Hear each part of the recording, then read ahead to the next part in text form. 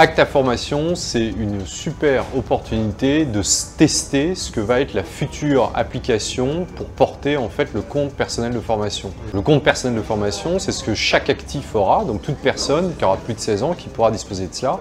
Et pour accéder à une formation, donc pour choisir une formation, il faut une appli.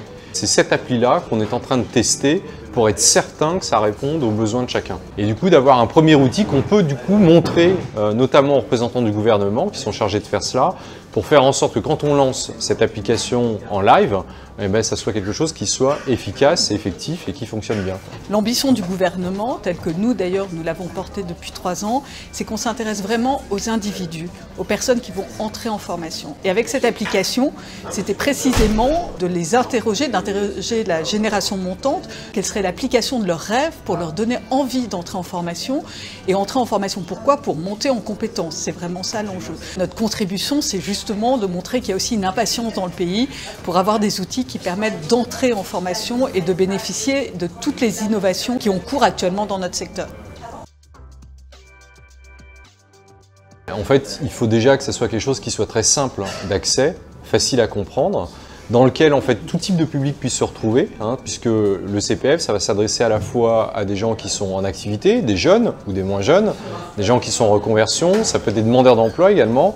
Donc ça veut dire que c'est tous ces publics-là, donc c'est une application en fait très grand public. Merveilleuse avancée en fait pour chaque individu d'avoir entre les mains sur son téléphone, sur son ordinateur, son propre suivi d'heures, de points, d'euros pour accéder à la formation et d'avoir cet accès, cette orientation vers des formations propres à chacun en fonction des compétences acquises et des compétences à acquérir.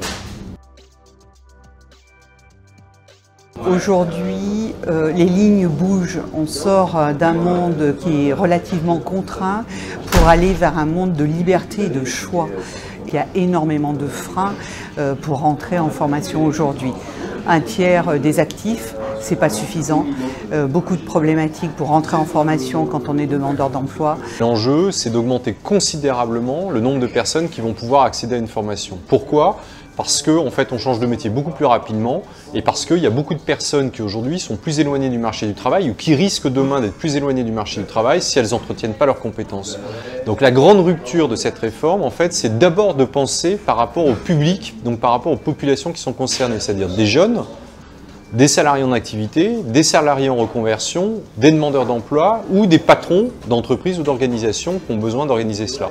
Et donc, cette réforme, elle a été pensée par rapport à ces différents publics et du coup d'articuler ensuite une capacité de formation, alors soit financée, soit organisée directement par les entreprises, et puis ensuite pour ce qui est universel, c'est-à-dire le CPF, d'avoir la capacité à lire concrètement à quoi on va pouvoir avoir accès.